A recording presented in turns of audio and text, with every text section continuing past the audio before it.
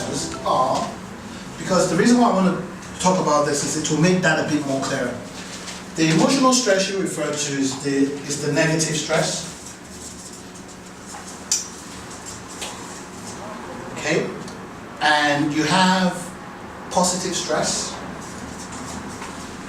I know that sounds a bit strange. How can stress be positive? Well, there is actually positive stress.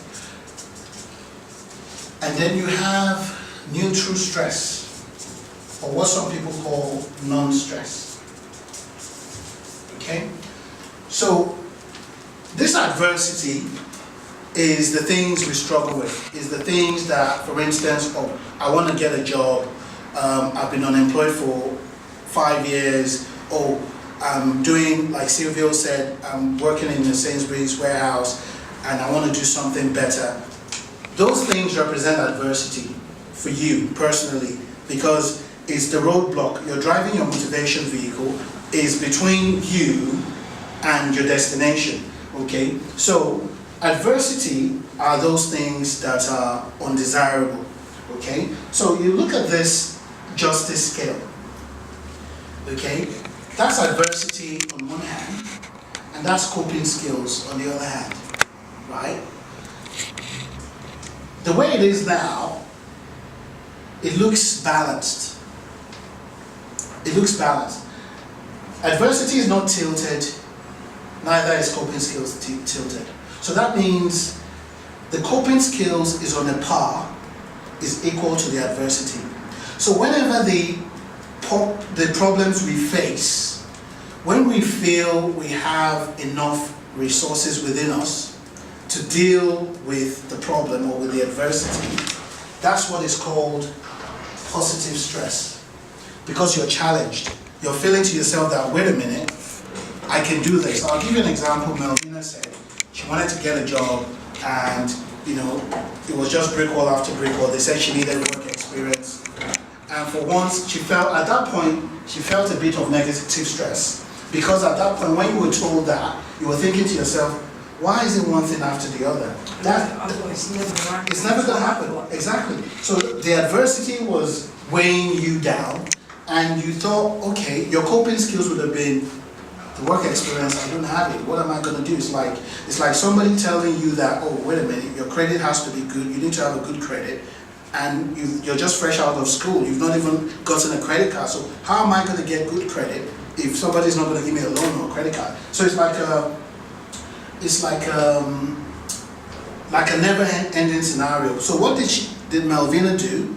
She went to the Citizens Advice and said, look, I'm going to get me a work experience job anyway. So at that point, she boosted up her coping skills. That, you know what, I'm not going to be put down.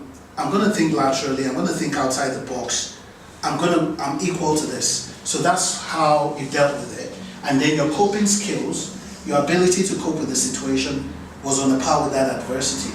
And that's where you got positive stress. Because afterwards you felt good about yourself that, yes, I did this. But negative stress would have been, I'm faced with the adversities weighing me down, I don't have the skills or the coping mechanisms to deal with it. Jafrican, am I too fast for you? Or does it make sense? Is there anything does it make sense to you? No. It doesn't? Okay. Your adversity is you want to be able to write better. Is that right? Yeah. So what do you think is stopping you from writing better? Writing? Being able to write better, what's stopping you? What's holding you back from? What would you like to achieve? The writing is, I can't work in writing. Yeah, so what do you think you need to do to get better at that? I just really, someone understands what someone understands. So the point of this is just to say your adversity is writing. Okay. Your coping skills could be you being here today. Yeah, it's learning something. Learning, yeah. right? So that means you've got the capacity to deal with that, okay? So neutral stress, on the other hand, is when your coping skills is way up there and the adversity is way down there. So that means your coping skills is greater than the challenge. Have you ever been to I mean, I'm not trying to belittle anyone, but have you been to Tesco or Sainsbury's or a supermarket and you see a checkout person, and some of them are wonderful. They're enthusiastic about their jobs. They smile at you. They greet you. Hey, how's your day? They're friendly. And there are others who just be like, doom, doom, doom, doom. Neutral stress. Neutral stress is where you feel, you know what? I'm way too skillful for this. I'm not challenged. You know, I feel underwhelmed. You can feel overwhelmed, oh, it's too much for me. And you can feel underwhelmed that, why am I doing this?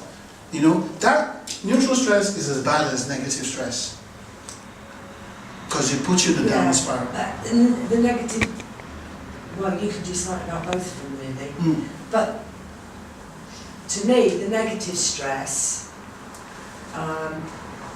you then, most people, whether they're really experienced or not, is how I see it, is I'm not going to knuckle under this, I'm going to fight back. Yes. But when you're in neutral stress, Right. I think that is worse for you than negative stress. From my own personal Yes. point of view, I would fight back with negative. But with the neutral stress, that to me is a huge demotivator. Yes, and you're right. But when you say fight back, would fight back mean finding Do something about it is what I mean when I say fight back. Exactly. So What can I do about it? Exactly. So if you feel unchallenged in what you're doing, the fact that you're thinking, I'm unchallenged, is the first step in the right direction. Because you're already thinking that, nah, this is not for me. So doing something about it will probably mean, one, maybe trying to find a better role, something else that will task your, challenge your abilities, or you change that environment itself. So you do have a valid point there. So at least now we have a better view of stress, or more clarity as to stress. So whenever you're having conversations and the word stress comes up, we probably look at it hopefully in a different perspective. Okay?